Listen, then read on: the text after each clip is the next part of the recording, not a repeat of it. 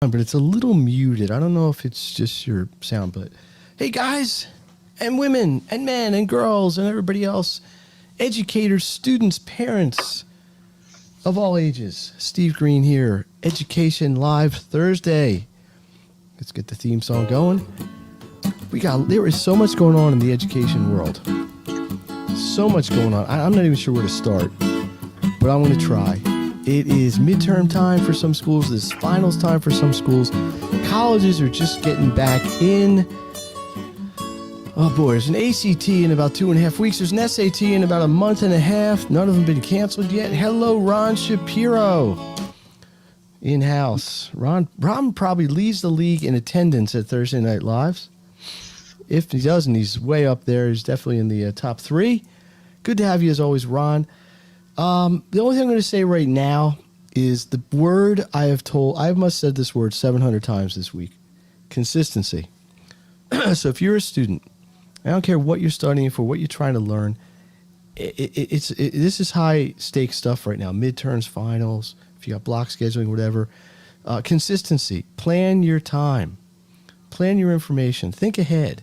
If you need help with it, reach out. I do this stuff all day. Be happy to help you. Because it's all about success, but success comes from having good habits and applying them consistently. Speaking about good habits, I am very excited to introduce our guest today. Ken Meyers. He's got a company called Apex Leadership. And as the name implies, Apex, it's like the peak, right? It's like the best possible circumstance. Leadership is what it is. Ken's got a business. I'm going to have him explain it to you. But basically what he does is he teaches people how to be leaders. And at the same time, and people at schools, PTO moms, you're going to love this. They help you raise money. A lot of it. Ka-ching. So, I don't really want to make a joke about it, but it's tough. Schools are hurting for money to do programming, not to do dumb stuff. I mean, to get computers, get real stuff they need to build up resource rooms, playgrounds, class trips, So without any further ado and me blabbing away, Ken Meyers, how are you? Welcome. Hey, Steve, I'm doing great. How are you doing? I'm excited. I really enjoy doing this. I love having guests on. It's all about, my goal is to bring value to my audience, which is mostly parents with kids in school. And I know you can do that. And by the way, if Ken looks familiar, it's not because he's the handsomest guy in the world. It's because he was one of the sponsors and a guest way back September 10th. At the back to school virtual workshop. Yeah, it's been a while. Yeah, we've wow. I've got gray hair since that happened.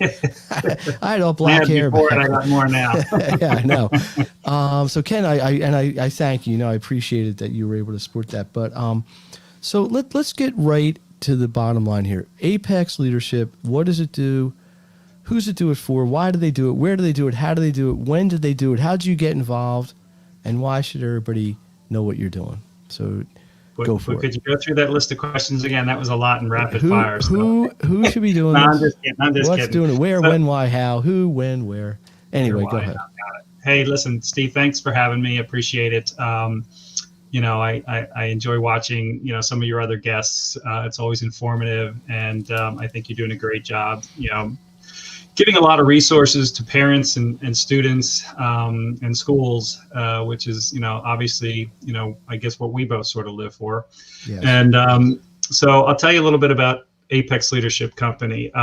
Apex Leadership Company has been around since 2009. It started in Phoenix, Arizona, and it was started by our founder, Scott Donnell. And really, it was started because his wife, who was a first grade teacher, came home one day with a whole bunch of stuff in her car, for her students. And Scott was like, well, what is all this? And she said, well, Scott, I buy this to help be more effective in my classroom with my kids, teaching and engaging them.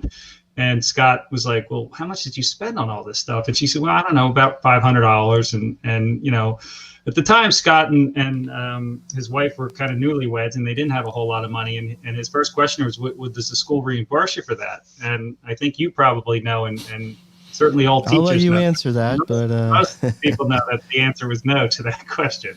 No, So not maybe they Scott's do a little bit. Some school districts do. and yeah, you're right. Some of the PTOs do a They great give you job an of trying to allowance or a stipend or and whatever. give some stipends back to the Yes, teachers. but it's But not usually usually a there's couple still a lot grand. more that comes out of their pockets than they get reimbursed for. Mm-hmm. I have a niece and a nephew who are both teachers, and they confirm that is indeed the fact. So Scott's kind of he's just a problem solver, and when he heard this, he just said, that doesn't seem right, and what can we do? And his father was a principal of a elementary school, and his mother was a teacher, and clearly he had no idea they'd been taking money out of their own pockets to support their kids and classes, over the years. So he really got together a lot of people in the education field and said, hey, what can we do to make this better? And really what came out of it was that, while this started the conversation, what really came out of it was that there were really no good programs out there to help inspire the kids, support teachers, help schools raise money, and do it in a way that was that brought value to the students and the teachers. Fundraisers are great, and a lot of schools do fundraisers that raise a lot of money and do good things, and provide programs for the kids in the school. But very few, if any, actually have a component that actually teaches the students how to become leaders in their classroom, in their home, in their communities, in their schools. And that's really what Apex is all about. And that's sort of how Apex was formed. And the idea behind it was to actually support the students through leadership skills, because, you don't have to be 20 or 30 or 40 or 50 to be a strong leader. And our message to the kids is, listen, you can be a leader, in kindergarten, first and third grade and sixth grade. You don't have to wait to be a leader. And what we really try to do is engage with the kids and help promote and support their self-confidence, their self-esteem, and really just their engagement to make a difference. So that's kind of how Apex kind of got off the ground and started. And one of the neat things we do in our program, and this sort of goes back to Scott's wife and her spending her own money, was part of the money that gets raised actually goes back to the teachers to use in their own classrooms. So that's kind of a nice benefit for the teachers, and it certainly gets them excited and engaged in the program. And so that's kind of how it started. And I got into it, simply because I was looking for my next business. I'd had a business for 15 years, and I sold my business to my partner, and it was just time for me to move on and have a new challenge. And I wanted to do something that made a difference. And I had 3 criteria when I was looking at businesses. Unfortunately, I didn't have the next Amazon or Uber percolating between my ears. So I decided to look at franchises. And I was presented with a number of different franchises, and Apex was one of them. And when I looked at Apex's website and just saw what they were doing and saw what their mission was, I was just really hooked. And my 3 criteria was, I wanted to make a difference for people. I wanted it to be community based, and I wanted it to be scalable in a way that I could grow it to impact more people. And Apex really just checked off all those boxes for me. And I'm the youngest of 9 kids. You don't hear that a lot. And certainly not anymore. And 9? Important to me. 9. Yeah. Ooh. I'm number 9. I always said my parents kept going until they got it right, but that's my brothers and sisters said they kept going until they had me, and then they couldn't do it anymore. But anyway, it depends on which 2 sides of every story, right? So, but family's important to me. I moved back into the Philadelphia area back in 2014 to be closer to family. I have 2 kids. I have a 6th grader and a 10th grader. And, I've been coaching my son since he was 4 years old in sports, up until the point where I realized he didn't want to hear my voice anymore. So I stopped coaching and let other voices take over from there. But I love helping kids, and I love being a part. I love working with the kids and coaching them. And this is another opportunity to impact kids. And that's really what got me excited about it. And we've we've served some schools in the area. There's so many more schools that we want to serve and support. But we've had tremendous success with the schools we've served, and it's been a fun ride to start, but we got a long way to go. So let's talk about your deliverables, right?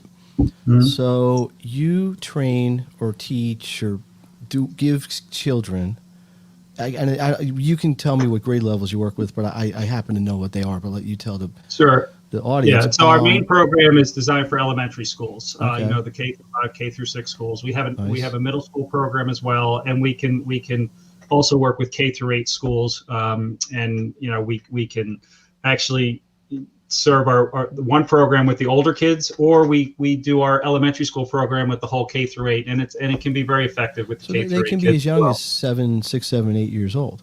Oh, absolutely. Yeah. Right. Kindergartners, first graders. Absolutely. Yeah. And Now, that's our mindset is to get them when they're young and really talk to them about how they can make an impact. And our message is so much around like teamwork, giving to others, putting others before yourself. But it's also about being aware of who you are. We talked to the kids about mindfulness this year. That's one of our lessons this year. And we talked to them about sort of checking in with themselves first and seeing how they're doing. I mean, this is a crazy year. We're all dealing with a lot of things. So we really need to kind of check in with ourselves. But being mindful is also about checking in with others. And we talked to them about, check in with your friends and with your family and your brothers and sisters and your mom and dad. Just check in and say, hey, how you doing? Because just about anybody appreciates that question, and it gives you an opportunity to just be there for somebody. So I'm sure it isn't like you come knocking on the door of the school one morning and say, "Hey, we're here to teach you to be leaders." So who would be your I do knock point on the person? doors of schools, and sometimes I actually crash PTO meetings and home and school meetings. Okay, so who would and be say, if "Hi," I'm a and parent sitting here and saying, "Wow, I want to get Ken into my school," or I know a circumstance where this would be great. Who would you like to be introduced to? Who would be the typical person? Yeah, honestly, it's the board members on the PTOs and the home and school associations. They're the ones that tend to make the decision on what fundraising programs they're going to do or events they're going to do that year. And while we are a fundraiser, we're so much more than a fundraiser. But that's really how people look at us initially. It's like, oh, okay, we need a fundraiser. How are we going to raise money for this, that, or the other thing? Obviously, principals are really important as well to be a part of the process, because while generally it's the moms and the dads that are on the PTOs that are running the programs, because of the way our program is designed, we're literally on campus of the school for 2 weeks. We're in the school all day long for 2 weeks. Wow. Obviously, the principal needs to sign off on that, and they have to give the thumbs up and the okay for that. So our program is designed over a 2-week period.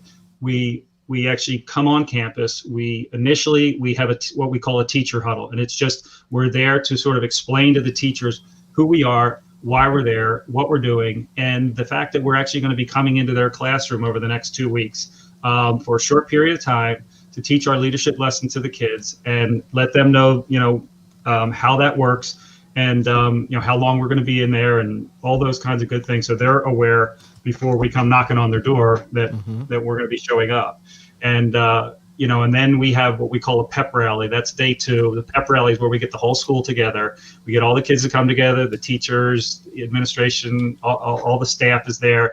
And it's really a fun event. We have our we call them our athletes. They're our young adults. And that's really the magic. And I'll get to that in a little bit, but that's the magic of our program is our athletes and our young adults who run these programs. So our athletes come in and we set up usually it's in the gym. We set up the gym. We put our big Apex blow up tunnel in there. We have cones set up so that the kids know where to sit. And we just explain to them why we're there. We talk to them about that we're going to be there for the next 2 weeks. We're going to be helping them raise money for their school through teaching them leadership skills and promoting a fitness-based event. So a fitness-based event is how the fundraising works, and I'll get to that in a little bit. But we talk to them about the different lessons that we're going to be teaching them, and we're going to be talking to them about. We talk to them about how they can help support their school by sharing our webpage. And our webpage is our online platform that helps with fundraising. And the nice part about it, we were sort of socially distanced fundraising before it was necessary. The kids aren't going out knocking on doors, they're not walking around, they're not selling. There's no products that are being sold. All they're doing is asking for family and friends to help support them in their school on the event that they're going to be doing, the fitness event. There's 4 different events they can choose from. Our main one is our fun run. Okay, so our fun run is designed to get the kids outside to be running and to be exercising. And they get pledges based on every lap that they run. We set up tracks where the kids run. They're a 16th of a mile around. And if they run up to 36 laps, which is the most number of laps they can run for pledging purposes, I'll explain why that is in a second, they will run 2.2 miles. Okay. Now you go up to kids and you say, hey, we're going to go run 2.2 miles. They look at you like you got, 3 heads. But when you go to kids and say, hey, we're going to run laps around this really cool track with this big blow up tunnel that you get to run through with cones, music playing, all that. Kids love it. We have kids that run 50, 70, even 100 laps in that half hour that we do. So it's pretty cool. But when little Susie or Johnny runs 100 laps and grandma pledged $5 per lap, she doesn't really want to get a bill for $500. That's why we cap it at 36 laps. Okay, so they can kind of understand. Share a funny story with you. But it's for the kids. It's for the kids. It is for the kids, but everybody, you have your limits into what you're. And I actually had a grandfather of one of my students pledge $500 per lap. So anytime somebody pledges $5 per lap or more, we have checks and balances in place to make sure that that is really what they meant to do. So I knew he didn't mean to pledge $500 per lap. So I sent him an email and I said, hey, Mr. So-and-so, I just wanted to reach out to you. You pledged $500 per lap, which would be between $12,000 to $18,000. My assumption is that you didn't mean to pledge that. But if you did, I'm sure the school would be happy to name a wing after you. Please get back to us. So he responded. He said, "No." Yeah, exactly. So he responded and said, "Listen, that's I meant to pledge $500, not $500 per lap." And I said, first of all, that's still an extremely generous pledge. Mm-hmm. I assumed he meant to pledge $5 per lap and just forgot to put the decimal point in. But he meant to pledge $500, and you can donate flat donations as well. You don't have to necessarily pledge per lap or per event. You can donate $20, $50, $100 kind of thing. So that's sort of how it works. So now, coming back to the 10-day program. Okay, let me just interrupt you for 1 sec. Sure. Bottom line, how much money average do you think you could raise? Well, it's a hard thing to say average because it really just depends. Throw a number out because I want to get a comparison to what like selling candy bars is going to make for. Yeah, let me give you a few examples. Okay. Okay. So I served a school that had about 850 students in it. Okay. They were supposed to net. And this is what their end that they get to keep. They were supposed to net $36,000. They ended up netting over $44,000 with our program. Their largest fundraiser before that was $25,000. Okay, so it was a big school, so they did good fundraisers before, but nothing like they did with our program. The last school I served, which was Wyncote Elementary in Cheltenham, they had about 350 kids, and they were projected to maybe make around $12,000. They netted over $17,000. Their largest fundraiser before, years and over years, they told me they'd maybe make between $3,000 to $5,000. So that's just to give you a scale of kind of how it works. We tend to raise 70 to 100% more on average than your standard product-based fundraisers. Even other schools that do their own fun runs and things like that, we still tend to raise 20 to 30% more. And that's just because we do this every week, constantly. We know what we're doing. And our online platform, the software that we use allows them to reach a much broader range of people. In the last school I served, they got pledges from 38 different states and 2 different countries. And you're just not going to do that with, selling cookie dough or wrapping paper or restaurant. Which frankly, do you know what really happens with them? Because I have kids. You get thrown away. I'll tell you exactly what happens. Kid comes home with some packet and it says, "Oh, you got to go sell wrapping paper." And then you'll say, "Well, call your grandma, call your aunt, go walk around the neighborhood." And they don't want to do it, so they pretend like they do it. They sell one of them, and then guess who ends up buying all of them? Yeah, me. Mom and Dad. The parent, right? Yeah, exactly. We got a question here. I was going to ask you this, and this may be jumping the gun a little bit, but I think it's a reasonable question. This is a hands-on experience, right? So, I mean, listen, I'm in and out of schools, and a lot of things have been impacted by COVID, but at least in the top 5 is the whole education system, maybe even the top 1, in my opinion. How's that impacted you? I can't imagine it's helped. Great question. But well, no, it hasn't. It certainly hasn't helped. It's a great question, and Apex, if nothing, is flexible. Okay, when you're dealing with schools and you're in schools. I mean, we have times where all of a sudden the schools get let out early, or there's a snow day, so we have to be flexible and manage our program around challenges, interruptions, changes. And this was really, this is really no different to us. And we pivoted really quickly, and we created a virtual program. Okay. So frankly, we can do our entire program for a school over a Zoom platform, or any other kind of platform, video platform that the school may be using. We can use that. We can teach our lessons the same. Obviously, we don't have the direct interaction with the kids like we do obviously when we're in the school itself. And I do think that can make a difference without question. But the great thing about our lessons that we're teaching, and I hadn't gotten to the lesson part, like days 3 through 8 of the 10-day period are when we're doing our lessons in the classroom for the kids. That's really where the magic happens. And that's where we're really getting the connection and interaction with the kids. So clearly, not being there face to face has an impact on that. But the lessons that we're teaching and the messages that we're getting out are still really important, and even a little bit more important now in days where kids are just sitting in front of a computer all day. They're not interacting with their friends. The lessons that we're teaching really help support the social and emotional learning that the kids need.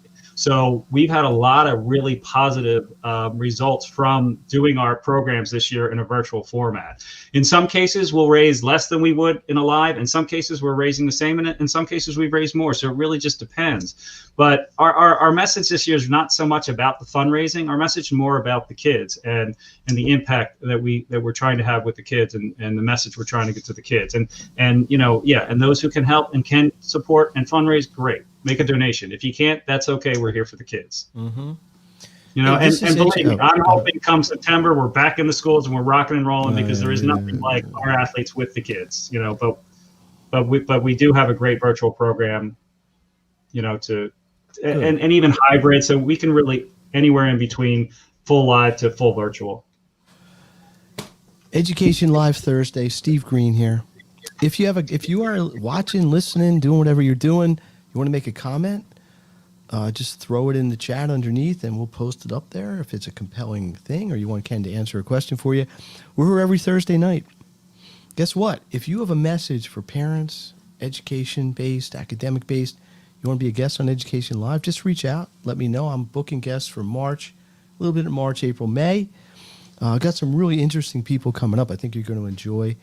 All across the board, very eclectic myths. I always like that word, eclectic.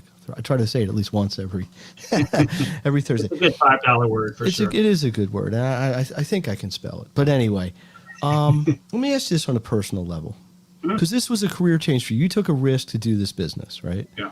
And we don't have to get into that part of it, but I've been a career educator, and one of the reasons people go into education is because of the personal satisfaction, right? You work with a child who's struggling, or a class. It's like the to serve with love thing, and then my favorite movies, actually. Right. Well, yes. Well, we'll sing the theme song later. We'll do a duet. But anyway, so what? Look, you got to make a living, and some teachers can do pretty nicely, but I think the thing you cannot manufacture, and the thing you can't put a price tag on, is that feeling of doing what you do in front of your kids, so to speak, and then you just feel like everybody's gained, right? Mm-hmm.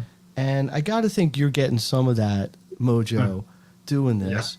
And can you address that and maybe cite one or two particularly poignant or experiences that you might have? Maybe you don't have to mention names, but like an individual kid or a grade level or something like absolutely. that. Because I'm sure you're making money, which is awesome. You're building leaders, but I got to think there's some individual kids, like maybe you get the really shy kid who was afraid and now they're like the leader of the group kind of thing. But tell me some stories here. I've got several stories that I can share. I'm going with to limit you to two, but three if they're really good. And I can make them fairly quick too. And and I will tell you the reason I got into this business was because of all of what you just said. And it's really, this is not a nonprofit, right? We do make money here, but 80 to 90% of all the money raised in the school actually goes back into the school. And while there's a revenue share, so the schools really have no risk in this program. That's the other great thing. There's really no risk to the school. The only risk is to me. I invest in every school I serve before we raise $1.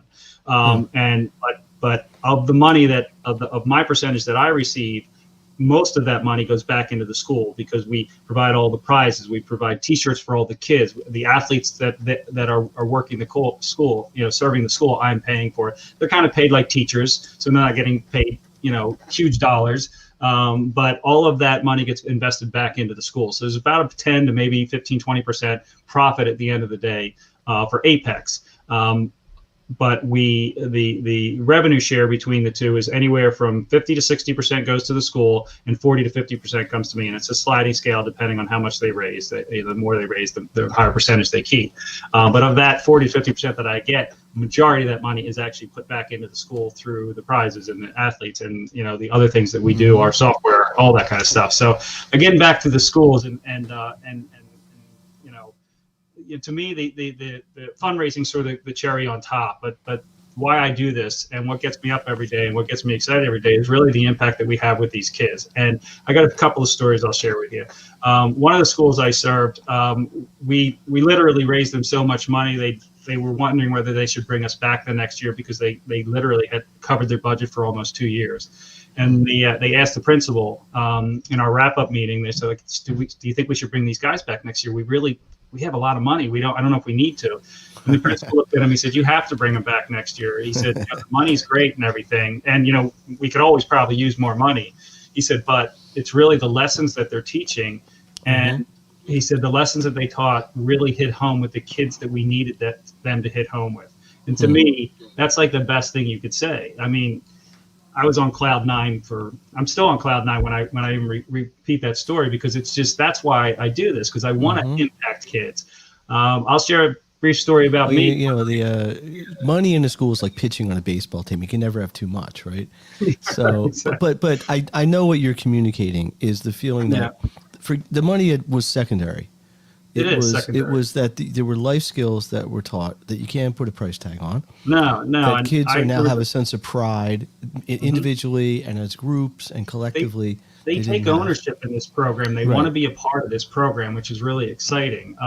We have about a 55 to 75% participation rate with students in our program from a fundraising perspective versus your product-based sales, which are maybe 25 to 30% of kids actually even participate in them. And they're not getting anything out of it. That's what's great. And all of our kids are getting, whether they raise money or not, it doesn't matter. They're getting the leadership lessons. We have classroom achievements that the classroom gets to participate in if they reach a certain goal of fundraising. It could be 5 kids in a 20-person class that's raising all the money, but everybody gets to participate in our classroom achievements. Everyone participates in the event day, whether they haven't raised a penny or not. They all get to participate in the fun run or the remix or whatever event the school chooses. So we really focus on making sure all of the kids are included in our programs. And another quick story for you. There was a school that I served, and about 2 days after the program was over, I had to go back to just pick up a few things that were still left at the school. And our Apex colors, I'm wearing my shirt, but it doesn't really show, but we're orange and blue, right? So, and they're loud and things like that. So it's pretty easy to spot us in a crowd, okay? So I'm walking through the school to pick up some things, and a 3rd or 4th grade girl came up to me, and she said, please tell Billy, Wonka, and Mojo I miss them. And, that to me was like, I could hear that all day long, because that tells me my athletes are connecting with these kids. There was a bond. They built a bond. There was a bond that was made, and that time. Yeah, in a really short time. Have you been doing this long enough? Because I know you're relatively new, at least here. But have you been doing this long enough where you might have had a kid who, let's say, was in 4th or 5th grade and went through your program, and then, I don't know, 4 or 5 years later became one of the athlete coaches? I have not. But it's happened. Can that happen though? Like it's happened across the country with our program, franchise. That would be pretty cool. Like overnight camps. Like actually gone on to be a franchise owner. They've gotten their own franchise at some point. Wow. Yeah, which is really cool. And that's my goal. My hope is that I can, bring some kids in that really care about what we're doing here and help them get to that point where maybe at some point down the road they can have their own franchise. That would be, that to me is my mentor part. My mentoring is for the athletes that I bring in. That's who I'm looking to mentor. And then their job is to mentor the kids. Because frankly, I'm closer to the creepy old man than I am the cool young guy. My athletes are awesome. I'm wherever you are, Ken, I'm like 2 levels worse. Let's see what the studio audience thinks of this whole thing here. Sure. Look at that. There's for the fundraising. There we go. And here's for Ken. Where are you? Messed up. There we go. My producer. Producer, what are you doing? Let's talk about one last thing. We're going to kind of bring it around and wrap it up here for a second. And by the way, it's customary on the Education Thursday Night Live when a guest has a beautiful custom, company shirt that they share one with the host. But no, I'm joking. That is a very handsome shirt. Where do you see this going? Like I ask almost every guest this now.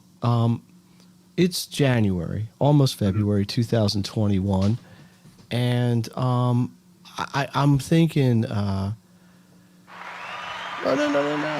There's the producer's back. I'm so popular that it happened again. Yeah, there you go. That was actually the cat. My overpaid and underworked cat now decides to get to work. This is really a two-part question because I want to hear what you think bigger picture, and I also want to hear what you think within your business itself. I'm hoping we're normal, quote unquote, going back to school in September, and I think we got a plan at least, hopefully, for that to happen. But where do you see? And really the question is this: what do you think we have learned? But I mean, as educators, people who work in schools, in this whole last almost year, 10 months plus of this COVID stuff, that is positive is going to carry through. Like in your case, you didn't have a virtual program, now you do. So maybe there's a school you can serve that it's just a better option, or at least an option. Yeah. But what do you think? It's a long question, but. Yeah, no, I got you. And it's actually interesting that you said that, because one of the things that's come out of this for us is that, we never did virtual programs before, but now we can. And there are schools that might be interested in doing my program. See, one of the things that I have to be conscious of is, my athletes are driving to the school every day. So I can't serve a school out in State College, PA, or, because they can't drive 3 hours, every day, or even hour and a half, 2 hours every day. That's a lot to ask of them. So I try to keep my schools within about an hour, radius of where we are. And, but now with the virtual program, we can serve pretty much any school anywhere as long as they're open to a virtual program. So that's sort of a positive out of this. And like from an overall perspective, I think, one of the real positives that has come out of this, I was just talking to somebody about this today in terms of, finding silver linings, because this past year it's been a little challenging to find a lot of silver linings. To say, I think it's an understatement, but yeah. Yes, but I think one of the silver linings is I think we've just come to realize that we're all a whole heck of a lot more resilient than maybe we've given ourselves credit for. And I see a lot of complaints on Facebook and social media about how the schools are handling things and this and that and the other, but they're doing the best that they can in a really, really difficult situation. And I also think that, one of the other things, and I don't know if it's a silver lining or not, but I think it's important. Kids need to be around each other. Kids need that interaction. Right. It's really important. And so, I know the trampoline companies and a lot of those companies did really well in this time because parents were trying to find something for their kids to do because they couldn't hang out with their friends. And I'm one of them. My daughter loves her trampoline, but, kids need interaction with each other. And, God willing, we'll be back in September and they'll have that again. That's when I'm working with students, I'm working with my, caseload of kids. It's the big, not one kid tells me they miss learning geometry or ILA or world history. I miss hanging out with my friends. And obviously school's academically centered, but it's also the center of most of these kids' social lives. Absolutely. I mean, for the most part, and their sports sometimes, and they're in 100%. theater, and there's a lot more that goes on in school than just going and sitting in English and reading and whatever. You get all the extracurricular and student government and clubs, and it's a big list. And they learn how to deal with other kids, right? And they learn how to deal with conflict, and they all of those things are really important life lessons that they're learning throughout that process. And some of them deal with them better than others, and some of them don't deal with them so well. but that's, also what the teachers are for, and that's what we're for, is to help support that, and to kind of help kids understand that, yeah, it's not always going to be great. You might get into an argument with somebody, but that's okay. But think about it from their perspective as well. Think about how they're feeling and put yourself in their shoes. And my daughter just had a situation with a friend, and one of the other things that is not a great, social media is really challenging for the kids, right? Communicating and saying the right thing and putting it in the right. And she had an issue with a friend the other day, and they got into a big fight over that, and they were blocking each other. And I said, Sabrina, yeah. And it's the modern day silent treatment. Yeah. And I said, Sabrina, do me a favor. Just send your friend a text. Tell her that you're sorry. And just tell her, what you said you didn't mean to upset her, and you're really sorry, and that you hope that you can still be friends. And her friend responded, and she said, I'm really sorry that I didn't accept your first apology. We absolutely definitely be friends. And I just talked to her through that. And I said, listen, here's the deal. When this was going on, you should have come and talked to me. And I know that's hard for you because, sometimes I tell you, you need to, be mature and make good decisions, but sometimes you need a little help making those decisions. And, moms and dads have been through these things before, and we can help you kind of navigate and get through it a little bit and maybe make it a little easier. And, and she was appreciative of that. And she was appreciative of the fact that she learned how to solve a problem that she didn't know how to solve before. And I know I've kind of gotten off track of what your original question was, but again, it's what I'm kind of referring to is just that interaction with kids and kids being able to, figure out how to manage conflict, or how to manage issues that come up between them. Because they're not going to be in 8th grade their whole lives, and they're going to go into the workforce. They're going to own businesses. They're going to be employees. They're going to be professionals, and they're going to have to cope with situations, hopefully not that often, but at least occasionally, that they're not comfortable in. Right. Ron Shapiro, not only is he leading the league in attendance, but he is leading the league in incredibly erudite and sagacious questions asked. So congratulations, Ron. Ron asks, do you have activities for students with disabilities or students with no athletic interest? That's a great question, Ron, and here's how I'll answer that. I think the answer is yes. We don't necessarily have a different event for every scenario that might pop up, but we, one of the schools that we served, they had a lot of kids with disabilities at their school, and a number of them were in wheelchairs. And what we ended up doing was we had the 6th graders come back. We had a special run just for those kids, and 6th graders came back and actually pushed the kids around the track in their wheelchairs. And it was probably the most emotional time of the entire day. The 6th graders got so much pleasure out of being able to support, and there were times there was 4, 5, 6 kids around one wheelchair running with the wheelchair. The kids in the wheelchairs were just so elated. It was really awesome, and we try to do things like that to support kids with disabilities. And in terms of kids that have no athletic interest whatsoever, it's really interesting.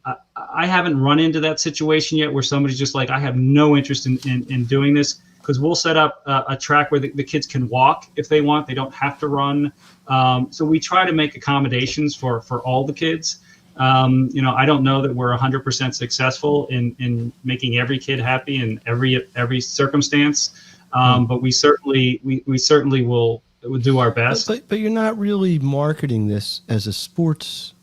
Not really. It's getting kids moving around and doing fun things. It's more just about activity and exercise, and that kind of thing, more than anything. That's our message to kids. We have a remix, which is a glow in the dark dance party where the kids can just kind of stand in place and move their hips if they want. There's their dance moves and fitness moves that we do during that. So there's different things that we do, and we will always make some sort of adaptation to support students who can't physically do what it is we're required. But if there's a student that just, hey, I'm not really into athletics or not into that, we'll try to make it work for them. But we generally don't set up a whole different scenario for them.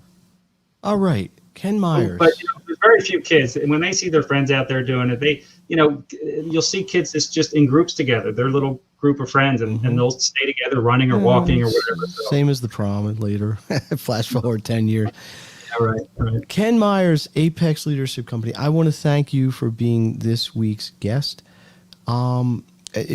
Listen, what you're doing is very, very valuable and very needed. And I hope people out there listening might have some people they could share. Tell us how people get a hold of you.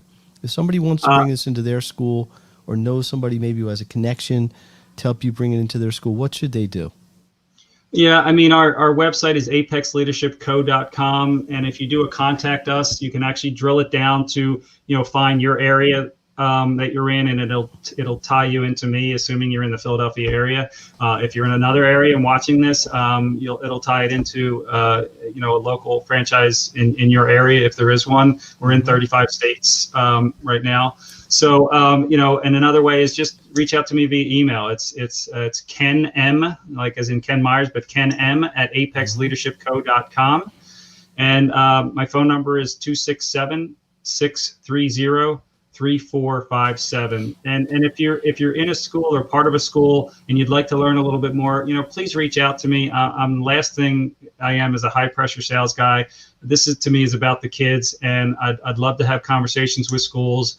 And we've got schools that we've served. We have references from principals and PTO moms and dads and home and schools and things like that. So happy to refer you to folks to have a conversation with them to see how it worked for them. But our goal is to be serving 100 schools a year, because if we're serving 100 schools a year, we're reaching a lot of kids that way. We're reaching thousands of kids then. Yeah, and we got a long way to go to get there, but that's my goal. If we can help in any way, love to hear from you. All right. This is motivating. I find this motivating. I think you're doing a great job, Ken. I know it's a little bit of a labor of love. Obviously, it's a business, but your deliverable is so cool, and it's a brilliant idea to blend leadership, a little bit of fundraising, get everybody pumped up, get them motivated. It's just really good. I'm glad you made it. We tried doing this before, but I'm glad you'd be able to make it tonight. Yeah, I wish I was the one that came up with the idea. I'm not quite that smart, but this is and I'm probably not completely objective, but this is a phenomenal program, and all the schools that we've served have absolutely loved our program. The kids have loved our program, and on top of that, we've raised them a lot of money, more than they're normally used to raising. So, but it's really about the kids at the end of the day, and that's, like I said before, that's what gets me up and going every day. All right, listen, let me just foreshadow February a little bit in no particular order. I have an ADHD specialist coming on. We have a person who specializes in how to get accommodations. Maybe you think your kid might need them, maybe not. How do you go through that? We have a dietitian going to talk about ways to, and now the kids are home a lot, keep them kind of on the healthier side.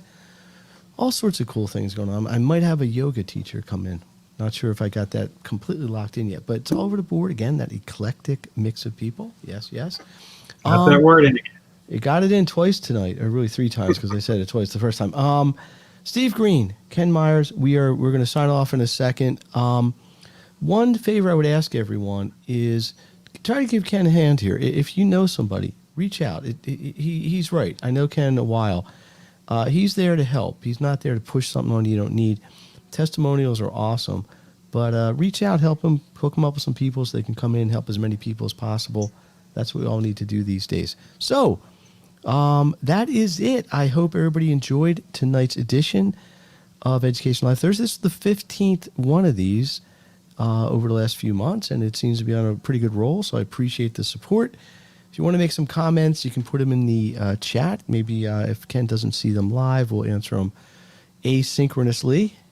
Another good word.